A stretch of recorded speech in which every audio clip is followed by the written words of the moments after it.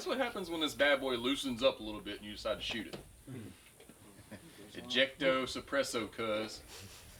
And warranties are great until they realize that it's because you're dumb.